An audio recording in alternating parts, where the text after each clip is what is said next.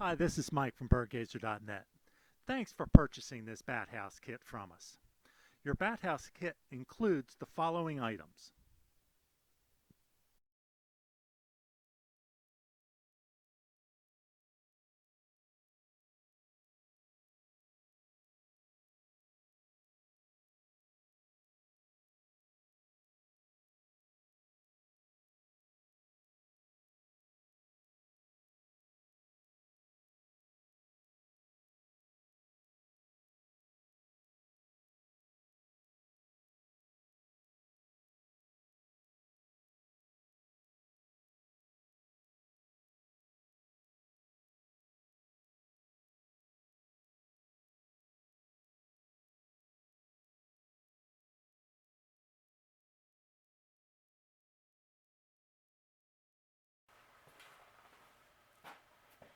Some additional items you'll need that didn't come with your bat house kit are the following.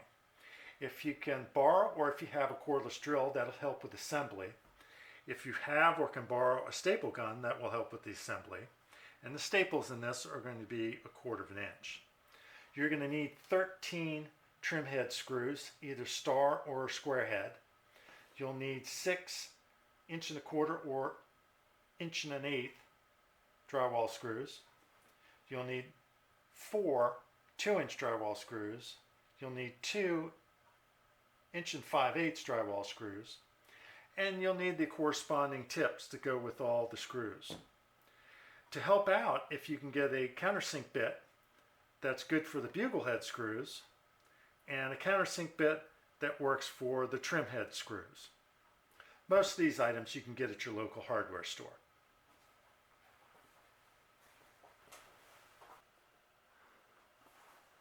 Alright, the first thing we're going to do is assemble the back, and the back consists of 5 pieces. Now, the 3 long pieces have a bevel to them. That bevel will help us connect to the roof assembly. So what you're going to do is take the bevel and face it down. Put the 3 pieces together, and then you're going to take the connecting piece and you'll be assembling it to the very top and to the very bottom. And what you can do to start out with is you're going to make some marks. Dead center in each board. Just put a tick mark. Put another one. Put another one. One there. One there. One there. Now what you're going to be doing with that is with your countersink bit with cordless drill, if you have one or borrow one.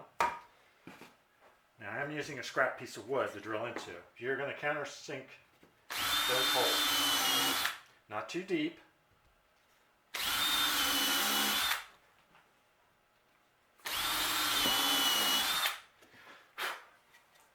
And that'll be for the first set of 3 screws.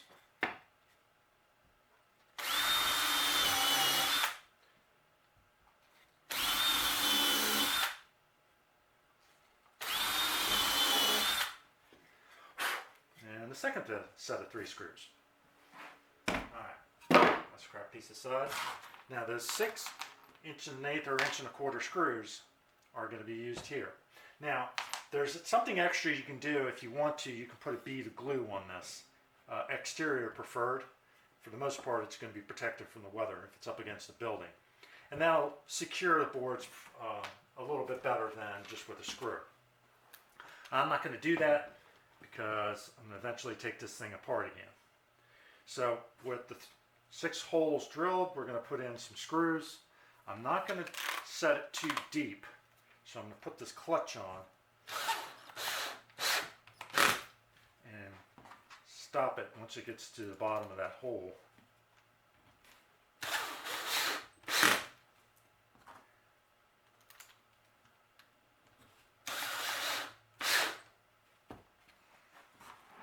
One thing you don't want to do is strip the screw hole.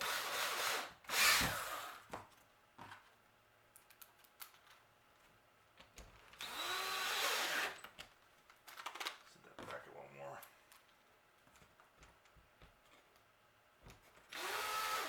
Make sure that's where I want it to be. Next step. Alright, I've switched over everything to the smaller countersink bit for the trim head screws, and I switched over to the screw tip that came with the trim head screws, and this is a star bit. Now I like using the trim head screws on this because it has less of an impact, especially on very thin areas. So we're going to make a couple tick marks, 3 to be exact, and you can put one dead in the middle, one a little bit back, and one near the end. Now the trick here is to make sure you're dead in the middle of that back of the board.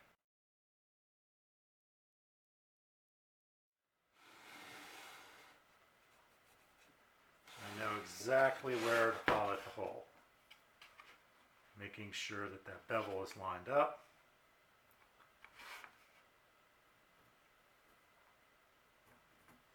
And we're good to go. Now I like turning the wood sideways so I can kind of eyeball it along the length. Now you don't need to go too deep because this is a very small hole. Go ahead and put the screw in and send it in. That's one.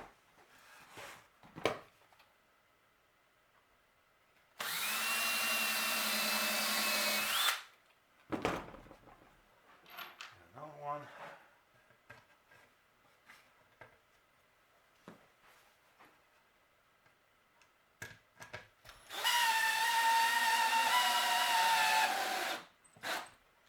That's two. Get that one ready for me. Line that up.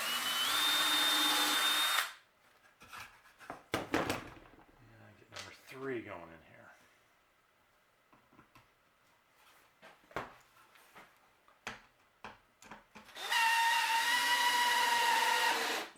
Got 3. All right. Now, we're going to do the same thing on this side.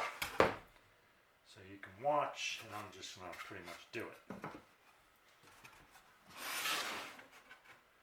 Alright. Make my marks. I'll put it right to the end there. That's good. And one in the middle.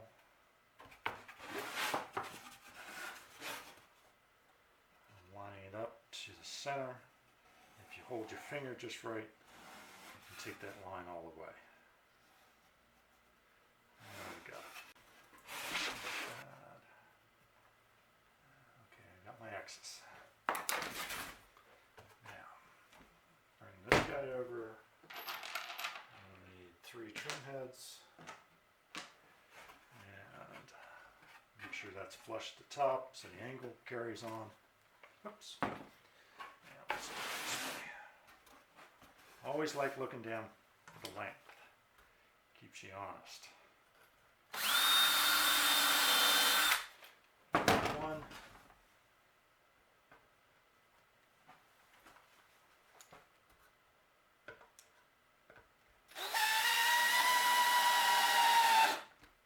And let's do 2.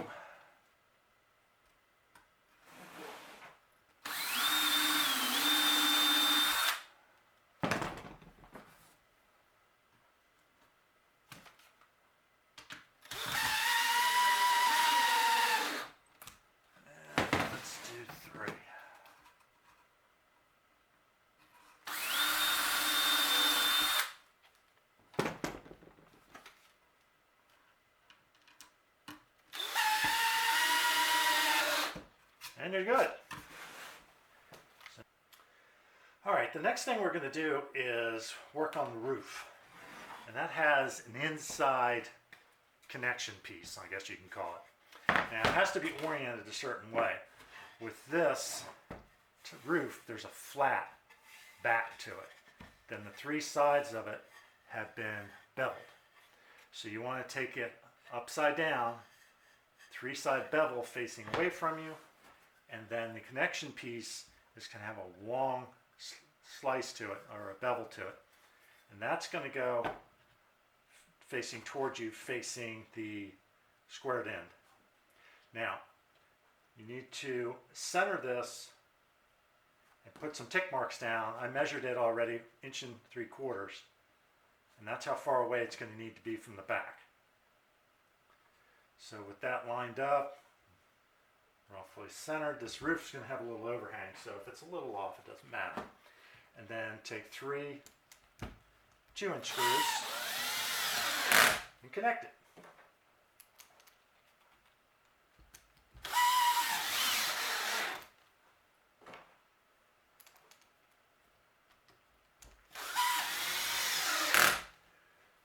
And that's ready for the next step.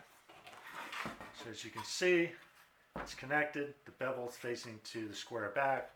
The round over on 3 sides is going to be to the front. So let's move on to the next step. Now with the sides on, the next thing we're going to do is attach the roof. Now the roof, of course, is going to go on the top where the bevel is. And the rounded sides are going to be long ways and sideways. So the squared side, of course, is the back. And you're going to push it right up against the ground there, on the board, and that pretty much is in place. Now what that's going to allow it to do is the next pieces are going to slide in this rabbeted slot so they can touch at the top. We'll get to that in a minute. Now I've already changed over to a bugle head type of countersink bit, and what I'm going to do is carefully lift this up, and I'm going to aim for the attachment board that's underneath. Right in the middle, get one of my 1 5/8 bugle head screws and attach. I'm going to flip it over and do the same thing. Just aim for the center. Give it a little bit. Just kind of imagine where that is in there. It's easy to do. Get another 1 5/8 screw, and you're attached. Now with the roof attached and the sides on, the next thing you're going to do is put some screening in.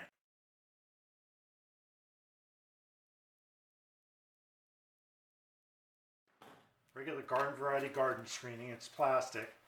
And what it's going to do is provide a kind of a grippy back for the bats to hang on to. Now, if you have skills and a table saw, you can put the back on the table saw with the inside facing down and make shallow saw cuts incrementally, like every 1 inch, as far up as you want. And the bats can use that if you don't want to use the screening. Or you can do a combination where you put the screening up, cut it down a little bit, and do saw cuts down here. It's up to you. You have to have skills to be able to do that, and you also have to remember to watch the screws that go through the back. Make sure you miss them. Your saw cuts can be just a 1/16, just enough where you can see it. That's enough for the bats to hang on. All right, I'm going to put my screening in, and this is where you can use your staple gun. This piece of screen's a little ornery. I'm going to leave it down a little bit. I'll do 1, give it a little bit of snug pull, 2, and then I'll do a couple here. Get a square side. Okay. Doesn't have to be perfect, just enough for the bats to hold on to. Do that corner. Pull it.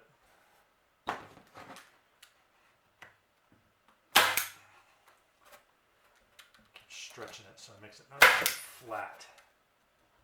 Down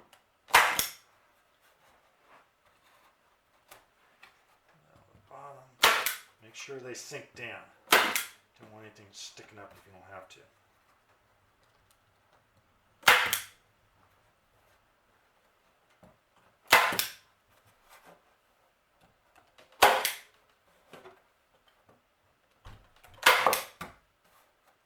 Looks good.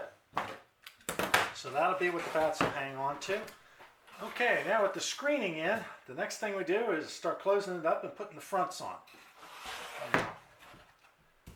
Hopefully you can see most of this. Now, if I put the top on correctly, which I think I did after the second try, you're going to take the first piece, which has a bevel to the front of your front pieces, and that's going in with the bevel facing up. You just merely slide it right into the rabbit slot, and it makes a nice tight top. You take your second piece, do the same thing. Take your third piece, put it right in. Now, 3 pieces here, we're going to have a little air gap here. So the next thing we're going to do, and I've already done it, we're going to make a mark 9 inches by 3/4 inches and pilot it for the trim head screws.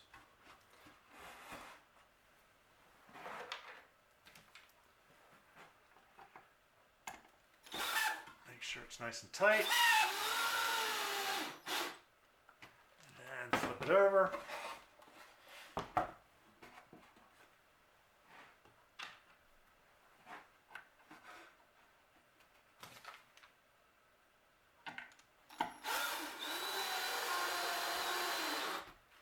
Good. Now what that does, it locks in all 3 pieces, and you only have to use 2 screws to do that. The next step is to put the bottom piece in. Now, I like using shims, so this space needs to be about 3/8 of an inch. So I got some shims, and I'm going to put the bottom piece in, put my shims in, and that'll keep that spaced evenly on both sides. The same thing with this. You're going to lock it in with a screw. Get my handy dandy tape here. So you measure down 4 1/4 inches. Anywhere between 4 and 5 is fine. And take more here so I can see it.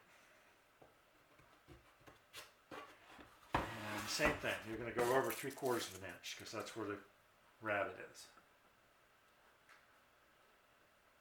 Line it up. Get your countersink bit, make sure it's snug.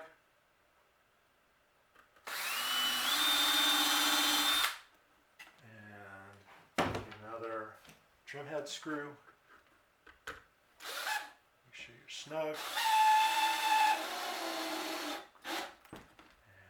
And the first one. Hey, come back. Just make sure that shim's somewhere there. Put that back in a minute. Okay. 4 1/4.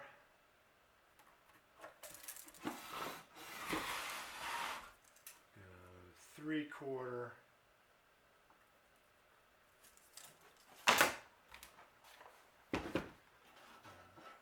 Shim in, hold it in place. You can also do this from the sides, but to be able to show them the camera is a little bit more difficult. And get your trim head screw.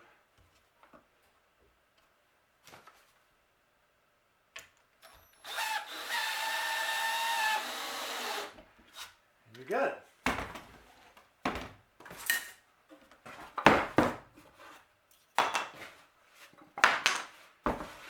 Out of there. These are discarded. So now you're good. You have a vent here. Everything's locked in place. It's not going anywhere. Okay, the next thing we're going to do, and the final thing we're going to do, is install the predator guard.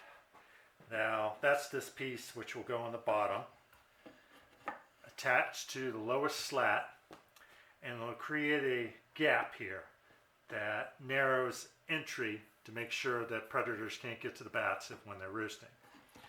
Now, it's a very simple process. I already drilled 3 countersunk holes with the small countersink bit for the trim head screws. And I randomly set it about 1.25 inches from the end and dead center in the middle. And it's centered where this will be dead center here on the end. All you have to do is just put them in place.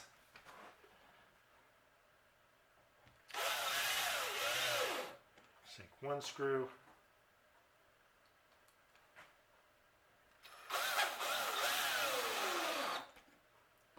Sink the second screw. And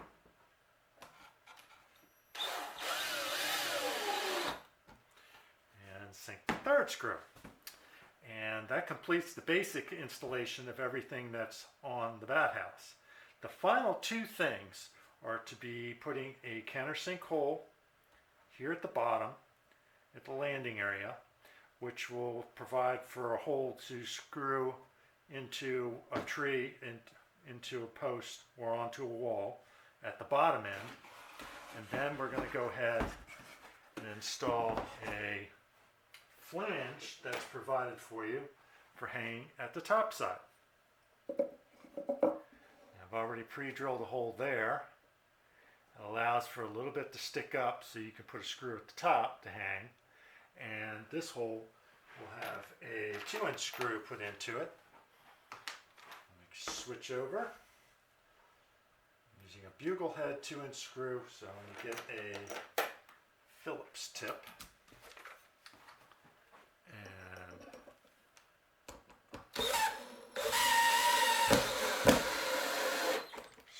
There. Now you're ready to go.